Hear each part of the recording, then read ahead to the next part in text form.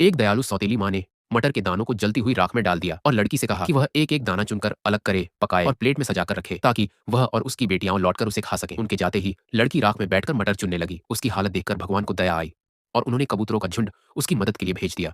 साथ ही 3 अखरोट भी भेजे जिनमें सुंदर कपड़े छिपे हुए थे। लड़की की किस्मत बदलने के लिए भगवान ने उसे चर्च जाने को कहा और हिदायत दी कि जब पादरी पवित्र प्याला उठाए तब वह तुरंत वहां से निकल जाए। पहला अखरोट उसके सामने आकर गिरा और उसमें से नीले रंग का सुंदर वस्त्र निकलकर उसके शरीर पर आ गया। चर्च जाने से पहले उसने कुएं के पास खड़े होकर खुद को देखा। वह बेहद सुंदर लग रही थी। फिर वह चर्च गई।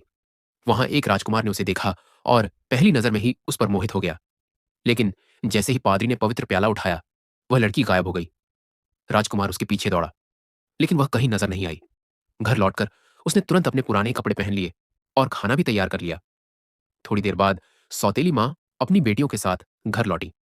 दोनों बेटियों ने चर्च में एक बहुत सुंदर लड़की को देखने की बात कही। लड़की ने भी कहा कि उसने उसे शहतूत के पेड़ पर देखा था। यह सुनकर सौतेली माँ ने उस पेड़ को कटवा दिया। अगले दिन सौतेली माँ ने काले चने राख में डाल दिए और उसे चुनने का आदेश दिया। उसके जाते ही भगवान ने एक फरिश्ते को भेजा जिसने लड़की की मदद की और उसे दूसरे अखरोट से पीले रंग का सुंदर वस्त्र पहनाया ताकि वह फिर से चर्च जा सके। जाने से पहले उसने फिर कुएं के पास खुद को देखा। वह सितारों की तरह चमक रही थी। चर्च में राजकुमार ने उसे पहचान लिया, लेकिन उससे बात करने से पहले ही वह फिर गायब हो गई। जब सौतेली माँ और उसकी बेटियां वापस घर लौटी तो देखा कि सारे काम पूरे हो चुके थे। तीसरे दिन सौतेली माँ ने आटा राख में डाल दिया और उसे चुनने को कहा। भगवान ने फिर से फरिश्ते को भेजा जिसने लड़की की मदद की। तीसरे अखरोट से जो कपड़े निकले वे हीरो से जड़े हुए थे और उनकी चमक से सब कुछ फीका लग रहा था। इस बार भी जब पादरी ने पवित्र प्याला उठाया तो लड़की चर्च से भाग गई। लेकिन इस बार राजकुमार ने दरवाजे पर गोंद जैसा कुछ लगा दिया था जिससे उसकी एक कांच की जूती वहीं चिपक गई। राजकुमार ने वह जूती उठाई और फैसला किया कि वह पूरे राज्य में उस लड़की को ढूंढेगा जिसके पैर में यह जूती फिट आए।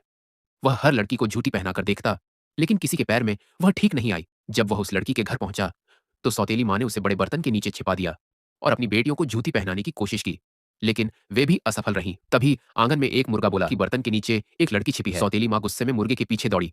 तभी राजकुमार ने बर्तन हटाया और उस लड़की को बाहर निकाला। जब उसने जूती पहनी तो वह बिल्कुल सही फिट हुई।